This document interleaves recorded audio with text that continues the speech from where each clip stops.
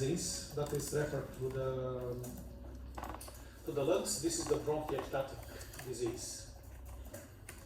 Slide number 4. Okay, here it is easy to recognize the organ because you have the bronchi with the cartilage in their walls. Do you see? And if you take a closer look at these bronchi, you will see that they are lined with stratified, pseudostratified or columnar epithelium. That is ciliated epithelium. And there is some inflammation in their walls. Do you see the inflammatory cells? There are some lymphocytes here. Okay, so there is some chronic inflammation. This chronic inflammation leads to, destruction of the walls of the bronchi, and this destruction leads to dilation of the bronchial lumen. Can you tell what could show us that there is dilation of the lumen of the bronchi? Because you have something to compare with. The ratio to the artery? Yes, you could see the ratio to the artery. The artery is much smaller than the lumen of the bronchus. Okay? Here, again, the same thing. Well, this bronchus looks relatively the same as the artery here, but this artery is smaller than the bronchus. So that means that they are dilated. I think that in some of the bronchi, if we take a closer look, it is not only columnar epithelium, but it's pseudostratified, and here there is maybe some squamous change. As there is chronic inflammation there, that could lead to metaplastic change in the bronchus with squamous differentiation. I think in some of the bronchus, in some of the bronchi there was some more.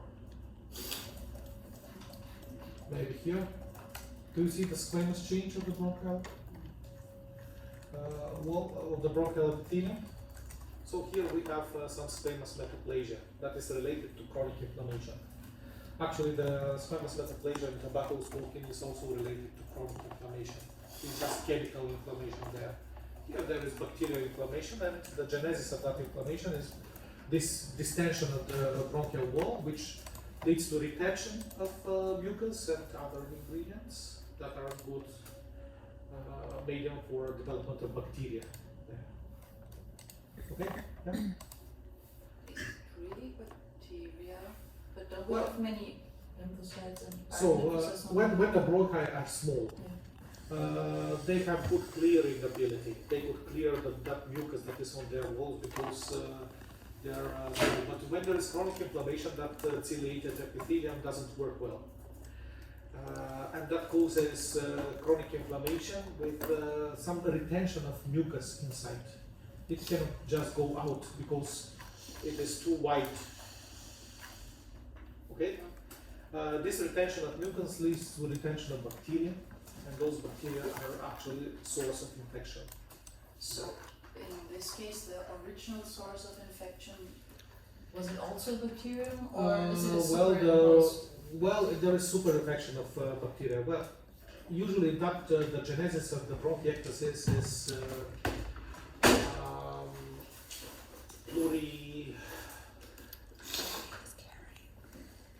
there are different causes to that thing.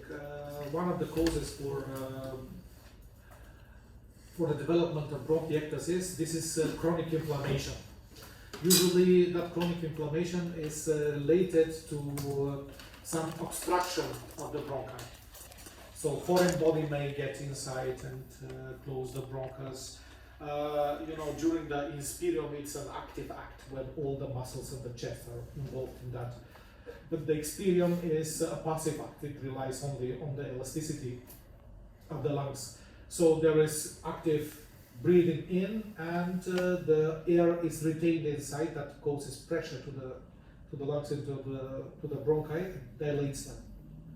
Okay, it's like a ventral mechanism that is shown there. Sometimes some tumor processes may also compress the bronchi, causing bronchiectasis. Sometimes it is children are born with it. So they have these bronchiectasis from the beginning of their life. Sometimes it could be related to cystic fibrosis, the pulmonary form of cystic fibrosis, where there is a retention of this thick mucus inside that causes dilation of the bronchi because they are obturated. So there could be different causes of this thing, but the outcome is chronic